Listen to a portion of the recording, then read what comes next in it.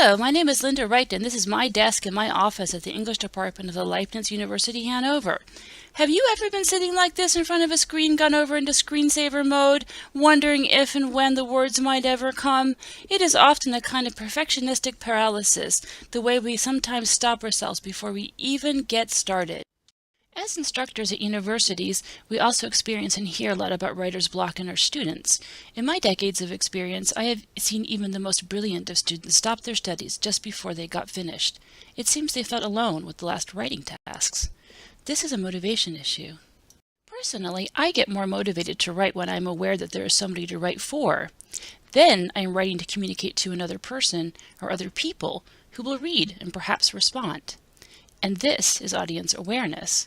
Audience awareness can help cure everything from writer's block to incoherency.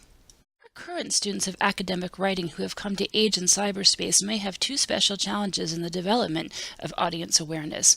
One is the degree of anonymity of much of the writing that is done online.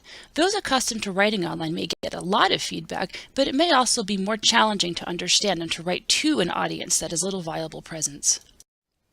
Another challenge is presented by the quality of feedback our Generation Z students are calibrated to receive for their written content.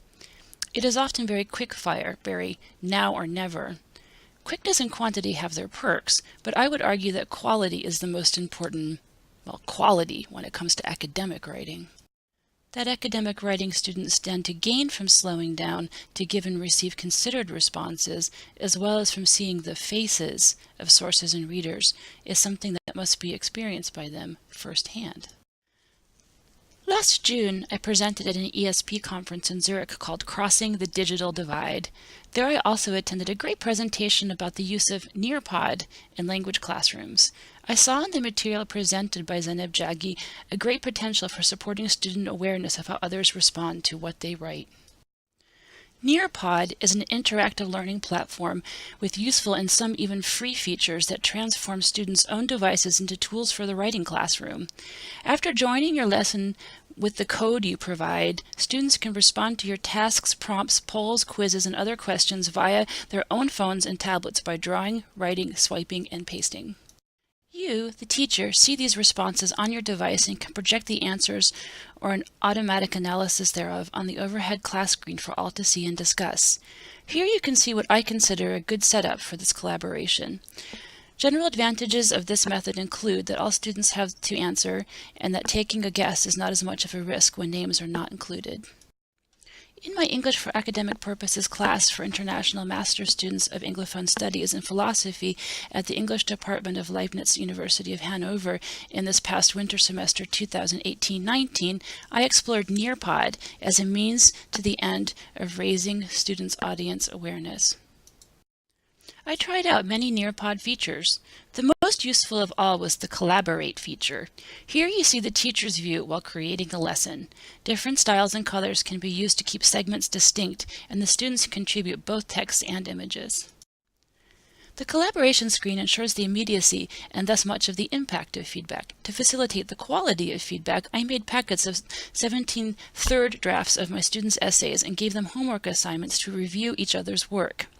I had them, for example, suggest improvements to the word choices highlighted by me. Here, brought up would be better as introduced. Another assignment I gave in advance of an in-class collaboration session was to come up with answers to each of these 3 prompts for a few of the essays each week.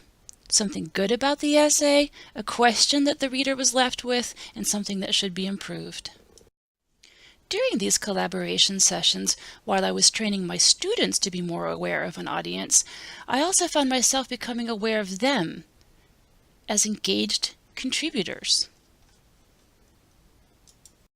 Another fine feature of the collaborative session is that students can vote for comments and suggestions that they agree with or were inspired by via clicking on the hearts on the posts.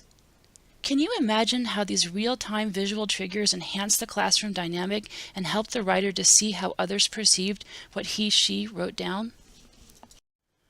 In this process, I also discovered a variety of other types of content one can usefully incorporate into a live lesson for academic writers. You can provide screens in which students can actually draw on each other's texts to, for example, comment on grammar or indicate where the topic or thesis sentence is or should be. Through the open question feature, students also have the possibility of cutting and pasting portions of their own texts, parts that they may be struggling with, onto the screen so that we can all view, and then they can ask the entire group for suggestions. For example, I am trying to make a coherent paragraph. Can you help me find my main idea here? Nearpod is flexible, and it is also possible to provide more guided opportunities for the students to give each other, for example, the kind of word choice feedback mentioned at slide 12. As you can see here, multiple choice quiz questions are one of the available options. Nearpod provides percentiles of correct answers upon completion, and that gives students a sense of where they stand in relation to their peers. The title of our current symposium is Writing at the Crossroads, and as you can see here in this picture, traditionally the crossroads have been used for other kinds of fun activities, such as dancing. The crossroads are actually not such a bad place to be. I'm no advocate of completely crossing the digital divide and staying there on the other side. I see the crossroads as a good place to be for each generation as we envision the future and hold on to what is best of what we already have.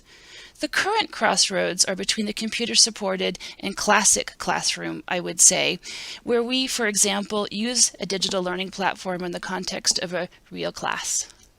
The pictures in this presentation were taken from the sources shown on the slide. If you have any questions or ideas that you'd like to exchange, please talk to me during the rest of the conference, or my contact information is on slide 10, and I'd be delighted to hear from you.